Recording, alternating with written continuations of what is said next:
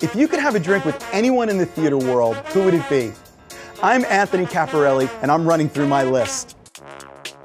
Each week, I'll sit down with cast members, bartenders, and personalities from New York's theater district and get a behind-the-scenes look at what it's like to live, work, and play on Broadway.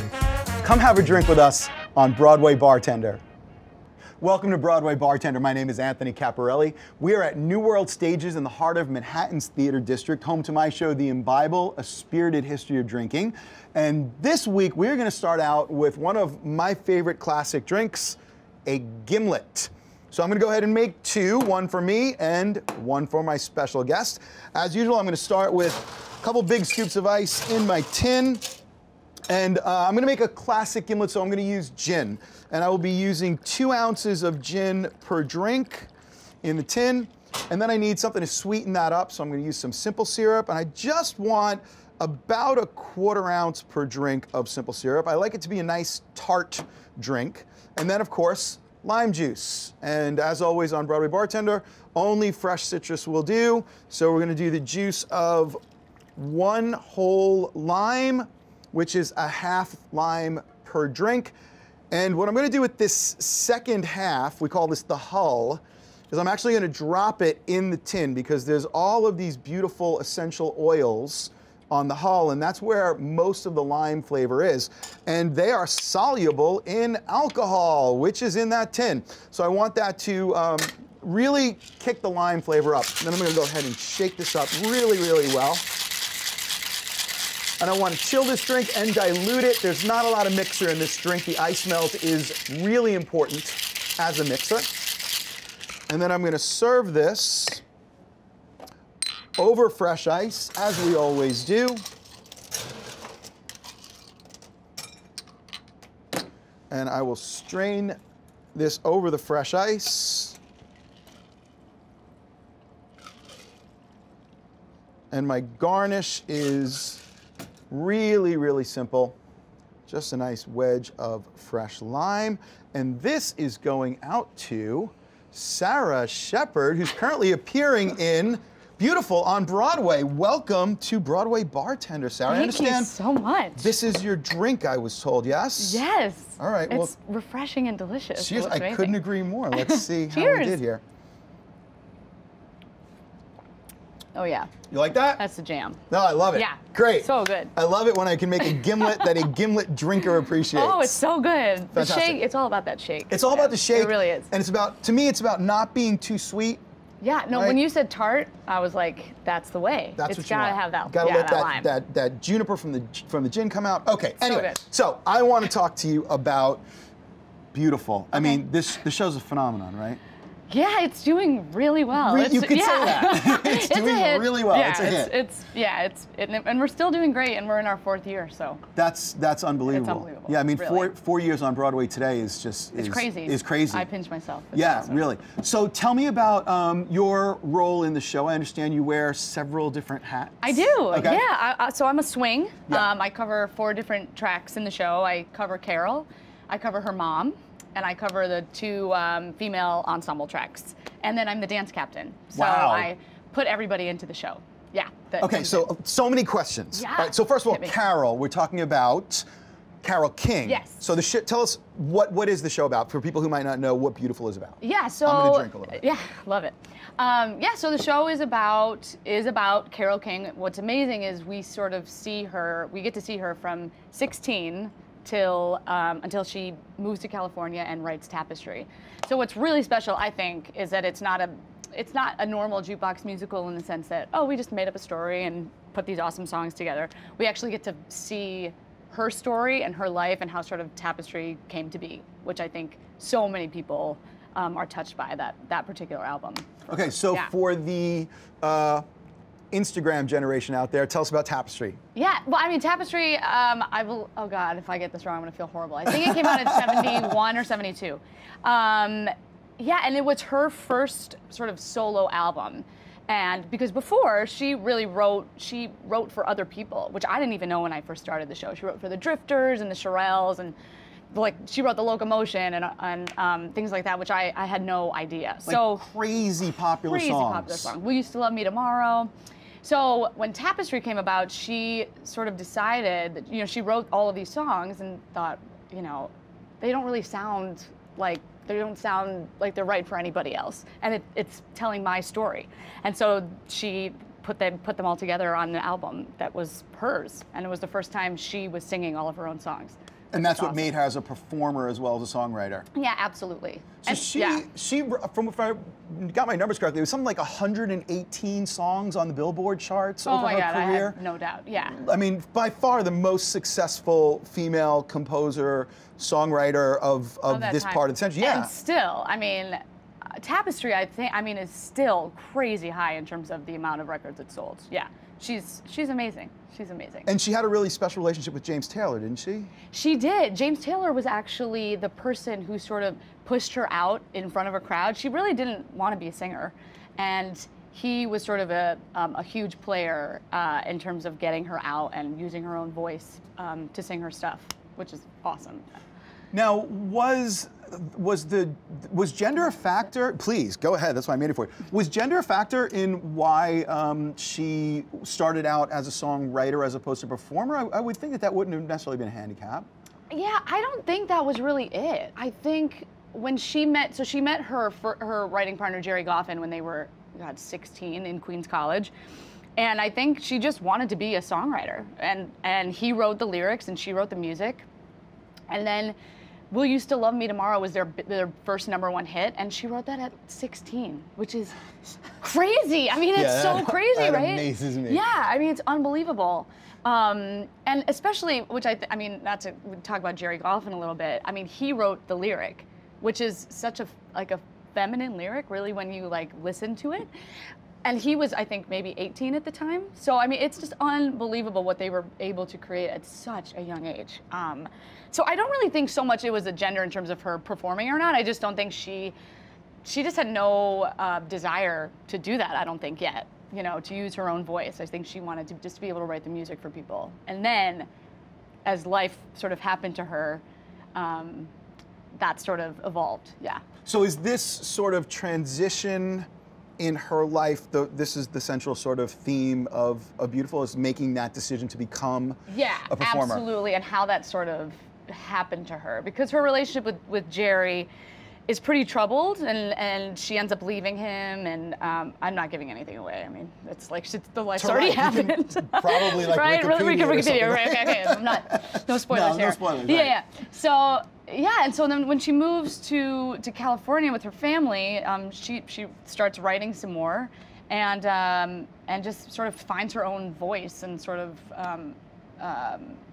yeah, her own, I guess, womanhood, I guess, in a way. It was sort of the first time she was by herself, alone, with her kids, and yeah, she was able to find her own voice, I think. So how long have you been with the show?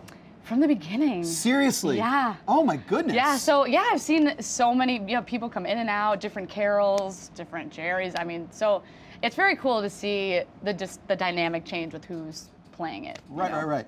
And yeah. I understand you were actually there when Carole came to see the show. Yes. What's that like? Yeah, it was crazy. I wasn't on that day, which I'm kind of was like thrilled about because I got to tape. I was in the back of the house. And I had actually run into one of our producers on the way out, and he was like, "You don't want to leave tonight. You don't want to leave. Stay to the end of the show, because you know if I'm not on, I can leave early." Yeah. So he was like, "You want to stay?" I'm like, "All right." Oh, so they didn't tell people? They didn't know. So only like 2 people in the theater knew she was coming, and she actually watched the show in disguise, in like a wig and sunglasses. Yeah. So I think she just didn't want people watching her watch her life, because that's just so weird. Yeah, so then she... I didn't even think about that. I'm thinking she doesn't want to throw the actors, but it would be weirder for the audience almost. Yeah, they're just like, do you see yourself up there? Right, you know, it's so weird. So anyway, yeah, so they brought her back sort of during the curtain call, and it was when we were collecting for Broadway Cares Equity Fights AIDS. And Jared Spector was giving the speech, and then just out from stage right, she just comes walking out. And this is on YouTube, and you should look it up. Oh, I can't imagine what that's like. She just everybody lost it, and you know, what's very cool is when she saw an early reading of the show and was just like, she actually left at intermission. She was just like, it's too much. I mean, it's pretty like intense, this early part of her life, and so to sort of see that on stage is like, oh, a little heartbreaking and tough to watch. But then she her youngest daughter, Sherry, was like, Mom, we gotta do this show. Like, it's really special. But she sort of stayed away from it for a while. She didn't come to opening. She just kind of let it do its own thing and had her people sort of take care of it. So to see her come and love it was so awesome. And just like really get behind it. And then she did the Tonys with us, you know? So that was like, she was like really, really supporting it, which was so awesome. What an amazing tribute for someone who started out looking for almost no recognition, you know? Yeah, absolutely. It's incredible. Yeah, I mean, it's still to this day, like, you can just tell, like, fame is just, she doesn't care. Right. She is just like so grounded, down to earth. Yeah, I mean, that just sort of happened because of the territory, but it was in no way the sort of like the end that she wanted, you know? Wow. Yeah, so yeah, she's special. Okay, so I have some questions for you now. Okay. All right, so I want to get behind the scenes in terms of like what it's like being in a performance like this. So first of all, define for folks who may not be familiar with the terms, understudy and swing. Yeah. Confused all the time, especially among non-theater people.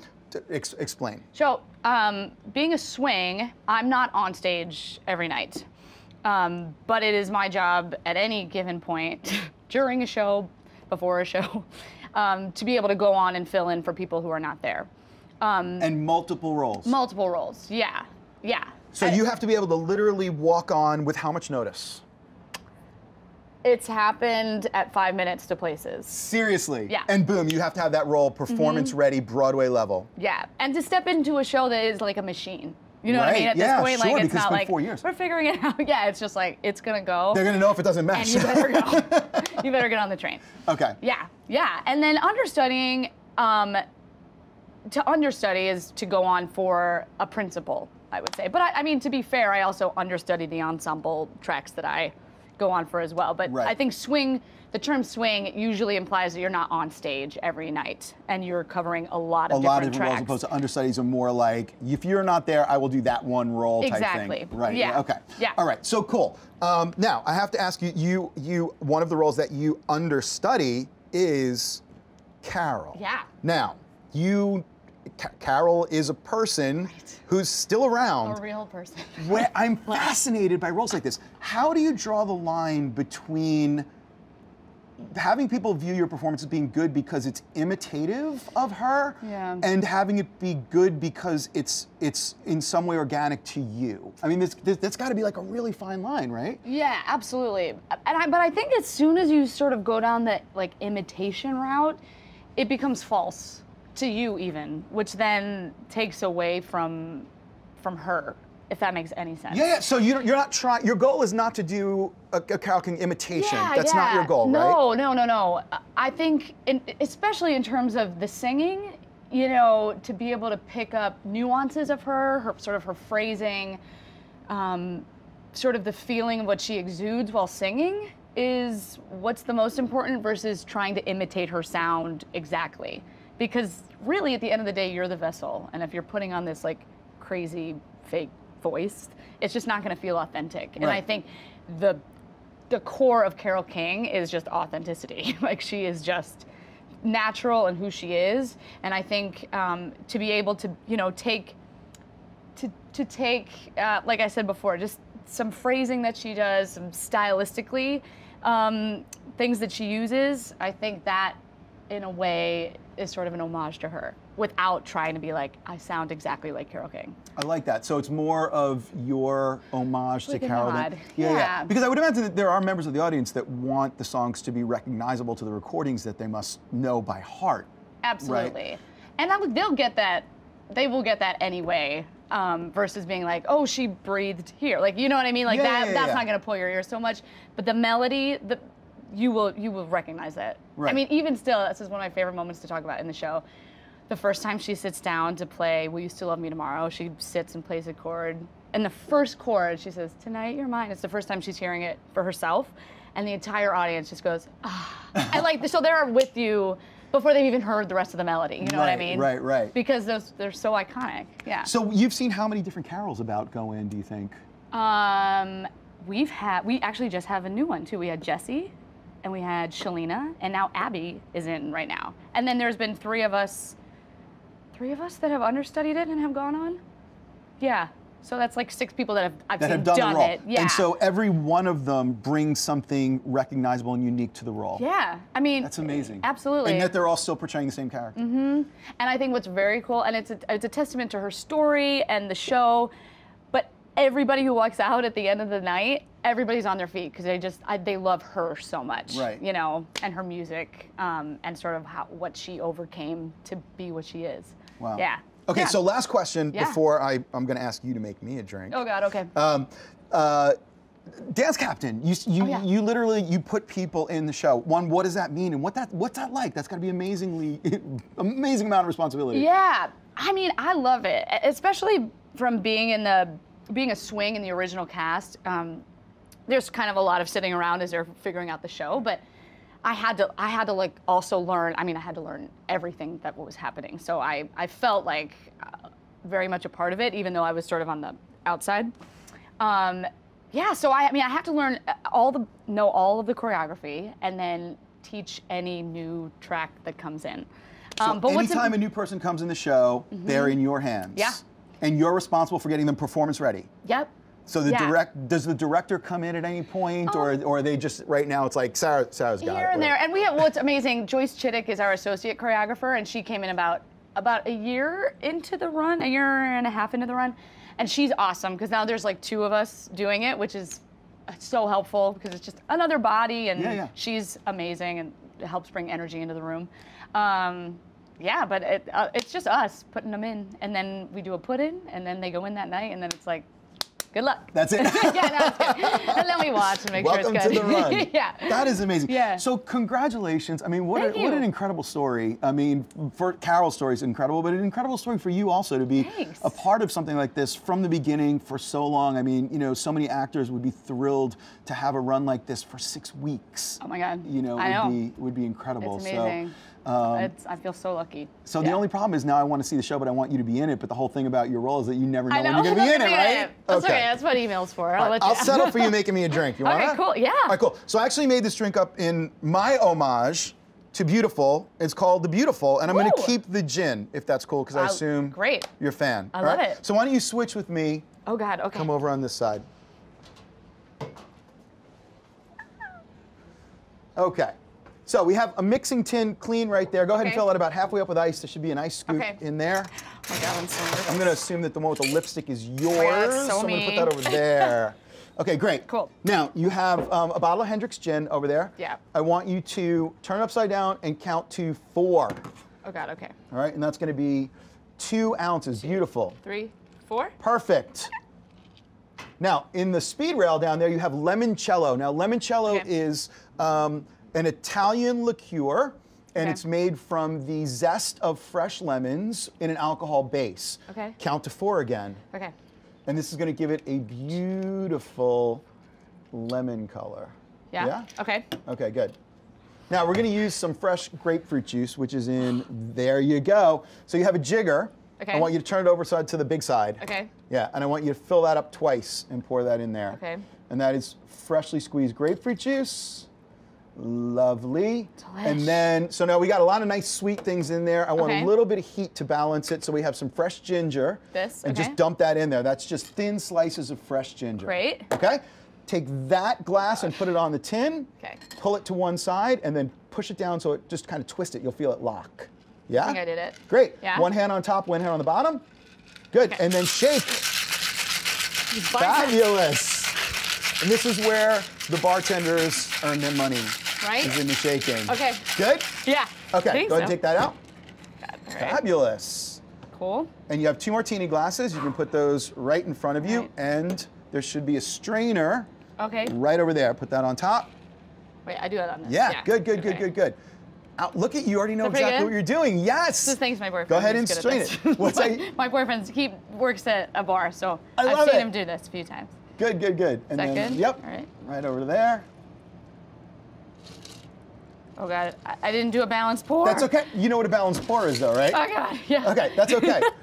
I'm going to give you the big one. Okay. Cool. Now, but we got to garnish this, and it's got to be beautiful. So go ahead and put a rose petal on top. Just in the middle? Just put it right in there. That's so pretty. Do you like that? Yeah. Sorry, this So baby that's martini over sort here. of my homage to Beautiful. It's beautiful. Yeah, gin, limoncello, fresh Thank grapefruit you. juice, a little bit of ginger, and a rose petal. Cheers. Cheers. Oh, yeah. You like that? That's awesome. The ginger. Awesome. That's great. Oh, it's so good. Cool. Feel free to share that with the cast. Oh my God, I will. Or bring them in to come see the Imbible. I'd love to have you guys anytime. Come Yeah. see the show, and I'll make you some drinks. Awesome. Website for Beautiful. Beautiful on Broadway. Beautiful on Broadway. Yes. Okay. Check it out. Folks, thank you so much for joining us on Broadway Bartender. Sarah, you have just been wonderful. Oh, gosh, thank you. Thank you so much. We'll have one more. Love Check us it. out next week and on BroadwayBartender.com. Drink well, drink responsibly.